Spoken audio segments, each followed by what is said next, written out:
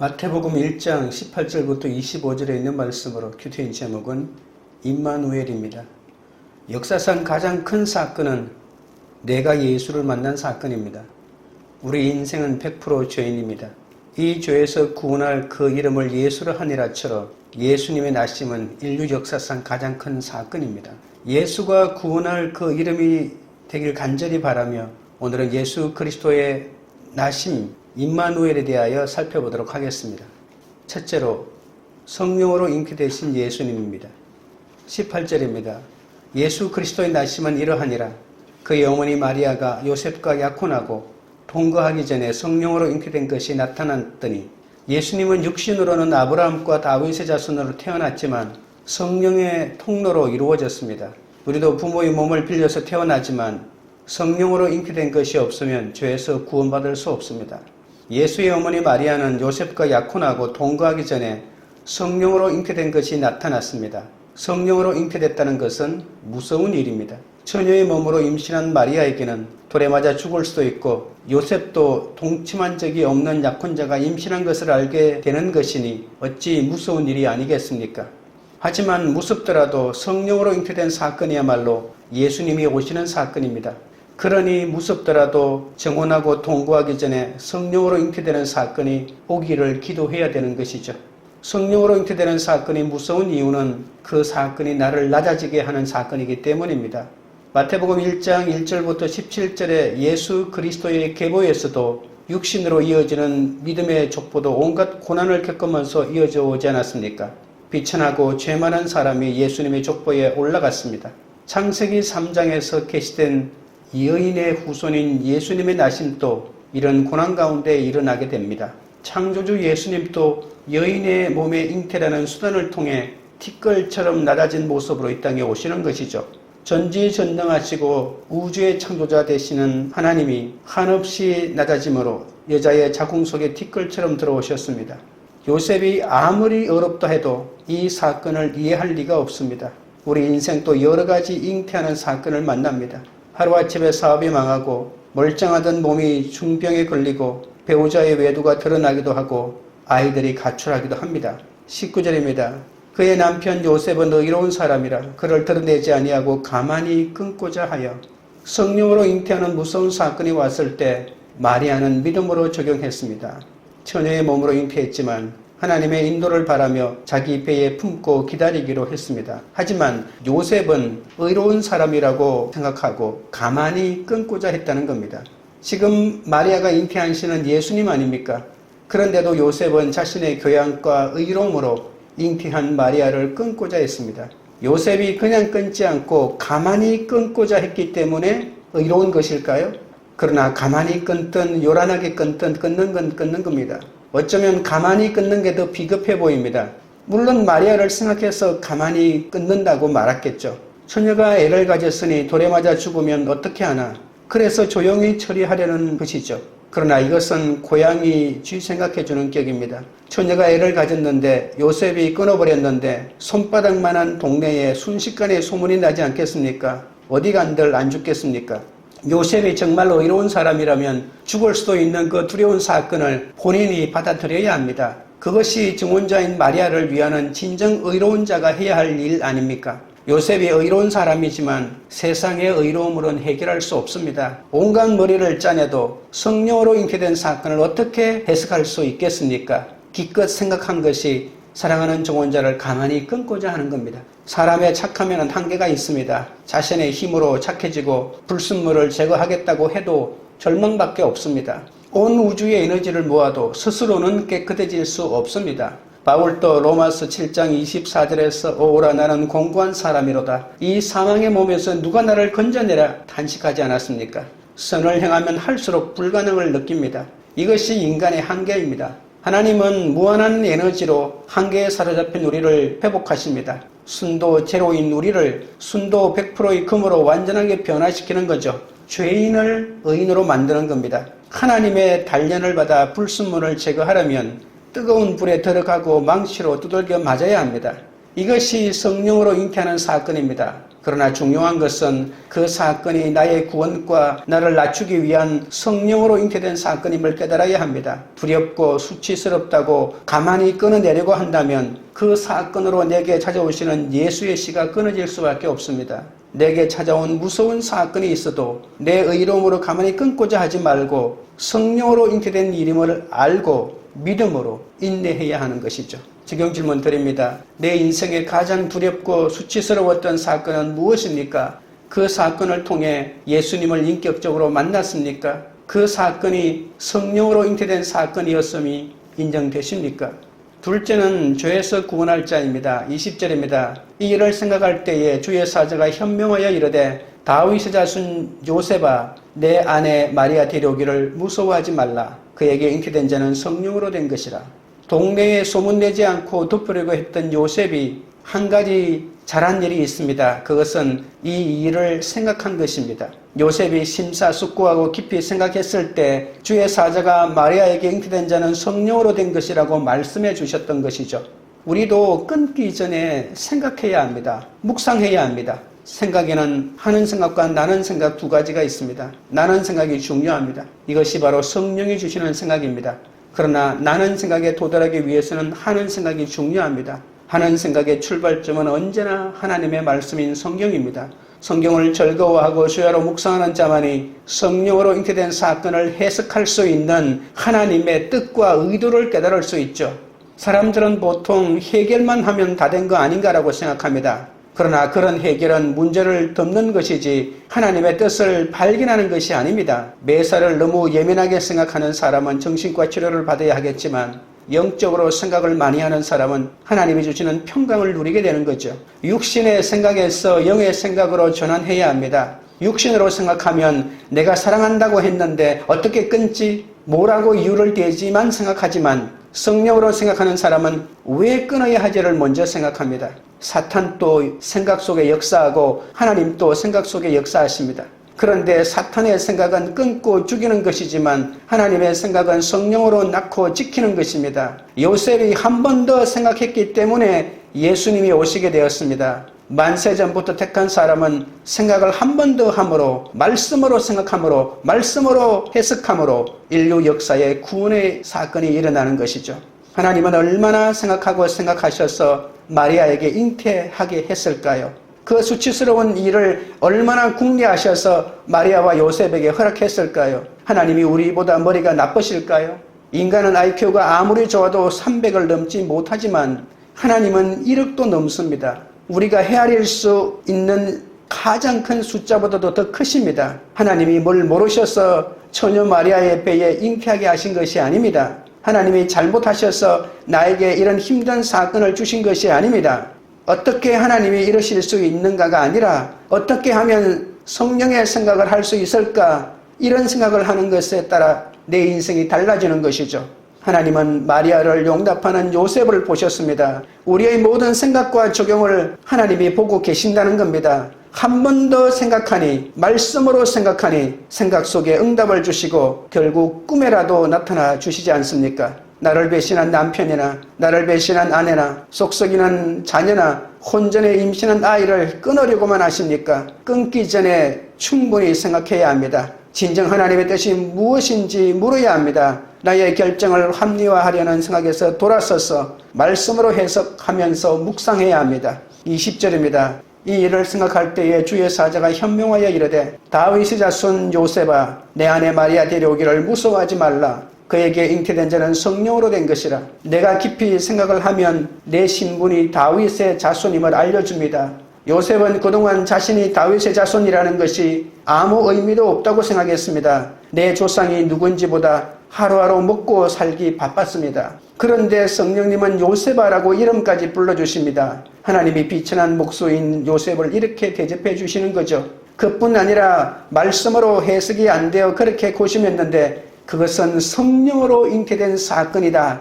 내 아내 마리아를 데려오기를 무서워 말라고 명확한 처방을 주십니다.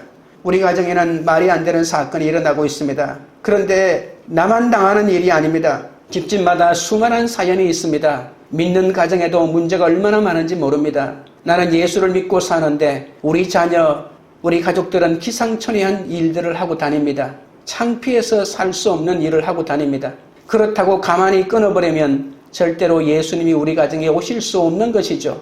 예수님을 안 믿는 사람에게는 두렵고 수치스러운 사건이 심판이지만 예수님을 믿는 나에게는 성령으로 잉태된 사건이라는 사실을 아셔야 합니다. 하나님을 믿는 나에게는 어떤 두려운 일도 예수님이 성령으로 잉태되는 사건이라고 믿어야 합니다. 그것을 믿고 끊고 싶은 마리아를 데려오고 수치스러운 그 사람을 용납하면 10달이 지나면 아들을 낳게 됩니다.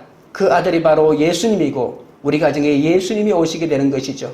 21절입니다. 아들을 낳으리니 이름을 예수라 하라. 이는 그가 자기 백성을 그들의 죄에서 구원할 자이심이라 하니라. 창조주 예수님이 티끌로 오셔서 캄캄한 뱃속에서 10달을 지냈습니다. 모든 것을 가지시고 만들어내실 수 있는 분이 캄캄한 여인의 자궁 속에 오셨습니다. 만물의 주인이신 예수님, 어떤 재물보다 많은 재산을 가지신 그분이 캄캄한 우리 집안에 들어오십니다. 캄캄한 곳에서 10달만 지나면 그곳에서 예수님이 탄생하십니다. 캄캄한 그곳이 전부인 줄 알았다가 태어나서 방에 나오면 방이 얼마나 넓겠습니까?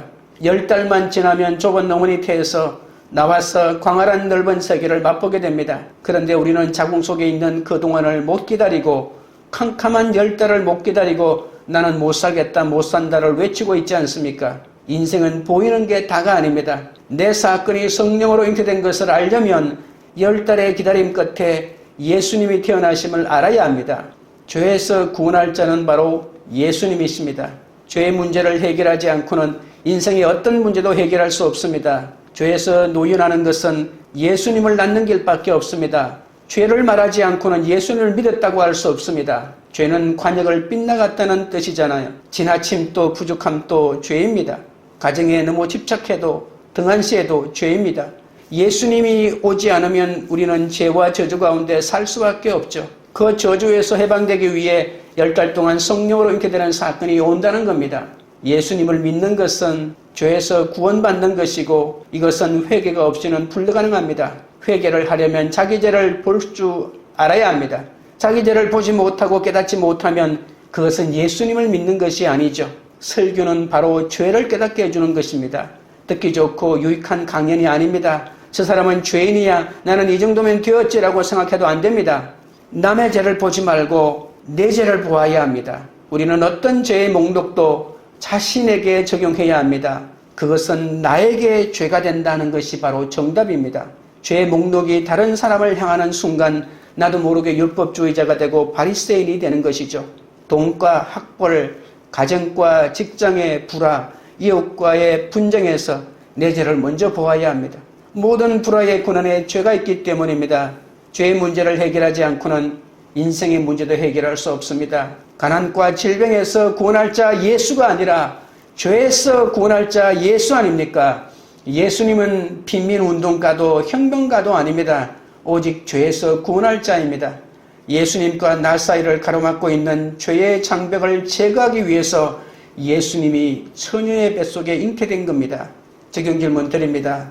내가 죄인임을 심각하게 깨닫지 못한 채 질병과 가난에서 구원되기만 원하지는 않습니까? 죄의 문제가 해결되는 것이 모든 환경의 해결임을 알고 있습니까? 셋째는 하나님이 우리와 함께 계시다입니다. 22절 23절입니다. 이 모든 일이 된 것은 주께서 선지자로 하신 말씀을 이루려 하심이니 이르시되 보라 처녀가 잉태하여 아들을 낳을 것이요 그의 이름은 임마누엘이라 하리라 하셨으니 이를 번역한즉 하나님이 우리와 함께 계시다 함이라. 성경을 통해 하나님이 수많은 약속을 주셨는데 그 약속을 신뢰하고 갈 때 내 사건이 말씀을 이루는 사건임을 알게 됩니다. 이 일이 예수님을 낳는 사건이구나, 우연히 된 것이 아니로구나를 깨닫는 것이죠. 하나님은 무슨 일이든 즉흥적으로 하시지 않습니다. 성경을 열심히 읽어보면 앞날이 보이고 처방이 나옵니다. 말씀을 이루기 위해 함께 계신 하나님을 봐야 하기에 23절에 보라라고 하십니다. 처녀가 잉태해서 아들을 낳는 사건은 기가 막힌 상황이니까 말씀으로 해석을 잘 해야 하는 것이죠. 그러기 위해는 환경을 보지 말고 함께 계신 하나님을 보아야 합니다. 임마누엘의 하나님을 보아야 합니다. 임마누엘의 예언은 이사야 7장이 나옵니다. 유다의 아하스 왕이 아람과 북이스라엘 동맹군이 쳐들어오는 것을 보고 너무나도 무서워하니까 하나님이 처녀가 잉태하여 아들을 낳으리라는 징조를 보여주셨습니다. 전쟁에서 두려워하는 아하스는 처녀가 잉태하여 아들을 낳으리니라는 뜻을 몰랐습니다. 처녀가 잉태해서 아들을 낳는 것밖에 없다는 말은 지금 전쟁에서 무조건 이기고 싶지만 사람이 잉태하여 아들을 낳으려면 10달이 필요한 것처럼 고난의 시간 속에서 오직 주님만 바라보아야 마침내 승리할 수 있다는 그런 뜻 아닙니까? 우리는 기다리지 못하고 인내하지 못해서 실패합니다. 처녀로서 잉태하는 마리아나 낮아지신 예수님이나 다 고난 아닙니까? 그 고난의 역할을 감당하는 것이 바로 말씀이 이루어지는 표적이라는 겁니다. 십자가밖에 보여줄 징표가 없다는 겁니다. 아하스는 전쟁에서 이기는 것이 목적이지만 그 전쟁에서 이기는 것과 고난을 통해 예수님이 탄생하는 것 사이에 어느 것이 더 엄청난 일일까요? 24절입니다. 요셉이 잠에서 깨어 일어나 주의 사자의 분부대로 행하여 그의 아내를 데려왔으나 요셉은 아침에 일어나서 분부대로 합니다. 말씀이 이루어지려면 반드시 적용이 있고 실천이 있어야 합니다. 큐티를 할 때도 내용을 요약하고 연구 묵상을 하고 느낌을 적고 다음에는 적용을 해야 하는 것이죠. 적용이 있어야 말씀이 이루어지는 사건이 되는 거죠.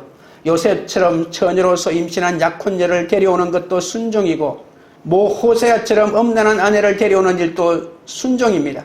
데려왔는데 또 나가 남의 아이를 잉태해도 내 돈을 주고 그 아내를 다시 데려오라고 하면 데려오는 순종이 있어야 하는 것이죠.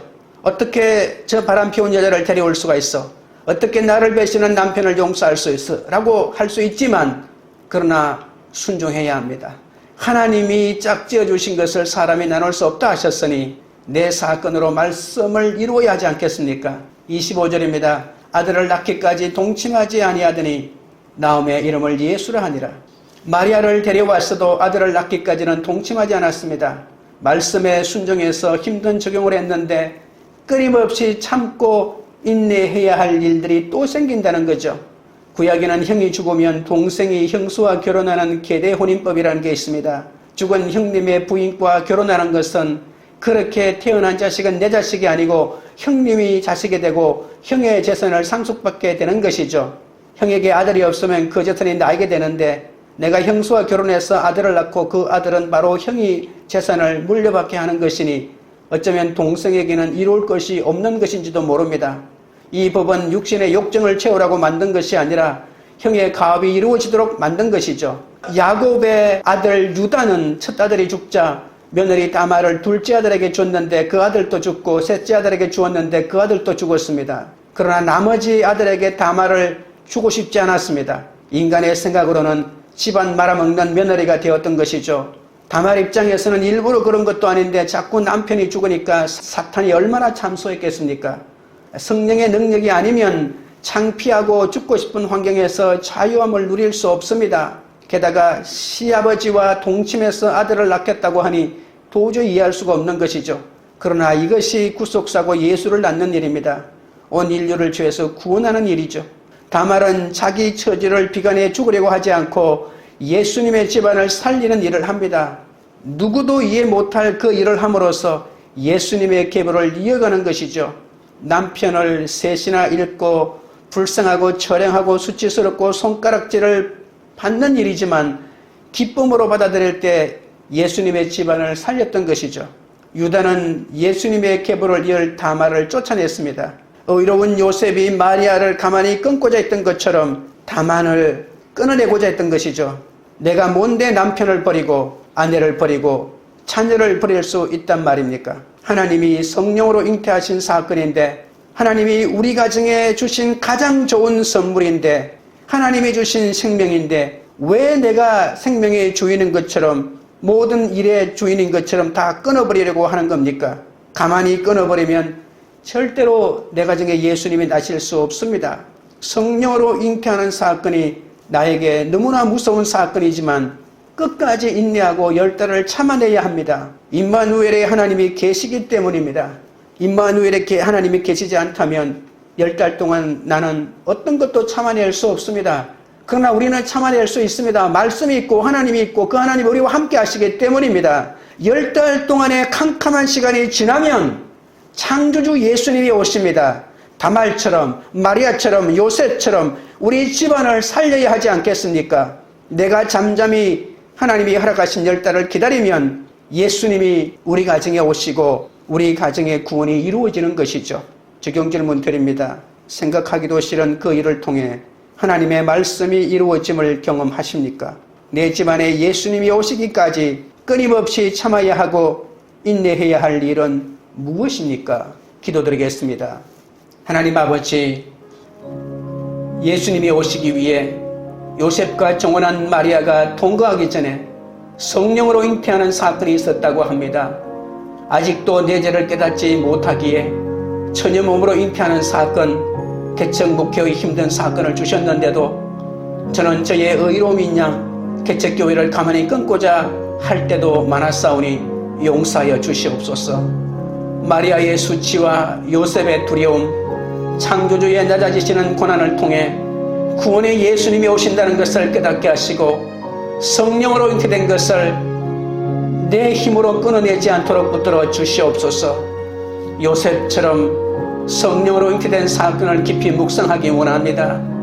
요셉에게 성령으로 잉태된 사건이라며 마리아 데려오기를 두려워 말라고 말씀해 주신 것처럼 구속사를 이루어가는 이 개척 목회의 소명을 무서워하지 말도록 온전히 감당하도록 저에게도 말씀하여 주시옵소서. 개척 목회를 통해 내 죄를 보고 진정한 회개로 구원받는 은혜를 허락하옵소서. 승리와 성공보다 말씀이 내 삶에 이루어지고 임마누엘의 하나님을 사모하는 자가 되게 하여 주시옵소서. 다말과 마리아의 역할이 수치스러운 것이 아니라 내가 끊고자 하고 내가 버리고자 하는 것이 부끄러운 일임을 깨닫게 하옵소서. 이 사건 속에서 내가 주인이라는 것을 깨닫지 못한다면 우리 집에 예수님이 오시는 것을 막을 수도 있다는 것을 알게 하옵소서. 모든 문제의 한가운데 내가 있고 내 죄악이 있다는 것을 알게 하옵소서. 주님의 분부대로 데려오기를 원합니다. 분부대로 동침치 아니하고 기다리며 인내하기를 원합니다.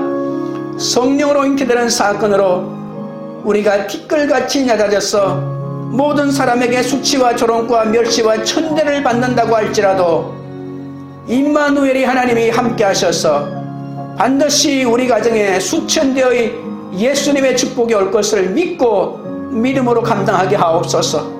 관계 우리들 교회가 가만히 끊고자 하는 예수가 잉태된 사건임을 다시 한번 생각하는 공동체가 되게 하옵소서. 각자가 하나님의 뜻대로 적용하겠다고 결단하고 두려운 일이 가득한 세상에서 말씀으로 십자가를 지고 임마누엘을 증거하여 구원을 전파하는 그런 공동체가 되도록 역사하여 주시옵소서. 예수님의 이름으로 기도드리옵나이다. 아멘.